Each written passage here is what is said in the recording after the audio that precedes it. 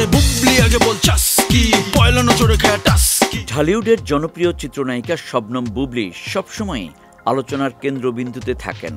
Megastar Shakib খানের সঙ্গে কাজ হোক বা নিজের পেশাগত অর্জন, সবকিছুই জনসাধারণের দৃষ্টি আকর্ষণ করে। সম্প্রতি রাজধানীর একটি ফ্যাশন ইভেন্টে বুবলি বধূবেশে হাজির হয়ে ফের নজর কেড়েছেন।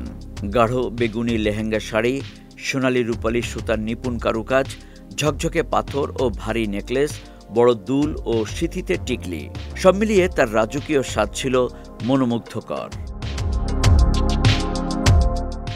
এই অনুষ্ঠানে বুবলি নিজের বিয়ের স্মৃতি শেয়ার করেন।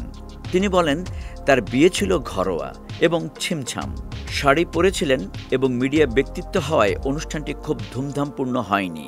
তবে তার স্বাদ ছিল সম্পূর্ণ ন্যাচারাল এবং তিনি নিজেকে মনের মতো সাজিয়েছিলেন। বিয়েবাড়ির খাওয়া দাওয়ার প্রসঙ্গে বুবলি জানান, সাধারণত রিচ ফুড এড়িয়ে চললেও বিয়েতে ডায়েট করেননি। শাকিব ও তার পছন্দের খাবার মাছ ও সবজি, যা বিয়েতেও ছিল। চিত্রনায়িকা অপু বিশ্বাসের সঙ্গে বিবাহ বিচ্ছেদের পর নায়িকা শবনম বুবলির সঙ্গে সম্পর্কে জড়ান শাকিব খান। বুবলির দাবি, 2018 সালের 20 জুলাই শাকিবকে বিয়ে করেন তিনি। এরপর 2020 সালের 21 মার্চ তাদের প্রথম সন্তানের জন্ম হয়।